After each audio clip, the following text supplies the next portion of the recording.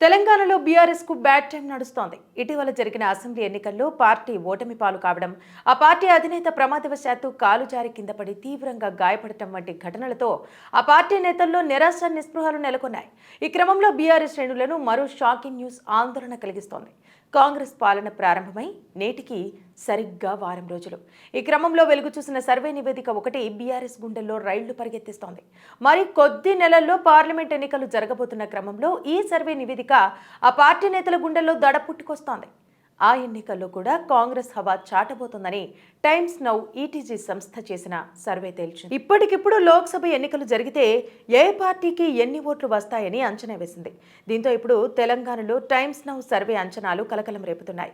తెలంగాణలో ఇప్పటికిప్పుడు లోక్సభ ఎన్నికలు జరిగితే కాంగ్రెస్ 8 నుంచి 10 స్థానాలు గెలుస్తుందని, బీఆర్ఎస్ 3 నుంచి 5 స్థానాలు దక్కించుకుంటుందని ఈ సర్వే విశ్లేషించింది. బీజేపీ కూడా 3 నుంచి 5 స్థానాలు గెలుచుకుంటుందని ఈ సర్వే తెలిపింది.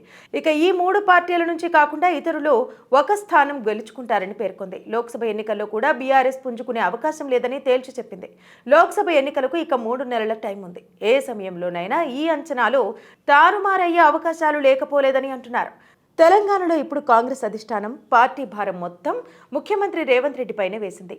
పార్లమెంట్ ఎన్నికల వరకు పీసీసీ చీఫ్గా రేవంత్ రెడ్డిని కొనసాగిస్తారని సమాచారం. మరోవైపు ఎన్నికల తర్వాత అనారోగ్యం పాలైన కేసీఆర్ ఈ సర్వే నేపథ్యంలో అలర్ట్ అయినట్టుగా సమాచారం. పూర్తిగా కోలుకున్న తర్వాత ప్రజల్లోకి వెళ్లాలని భావిస్తున్నారు.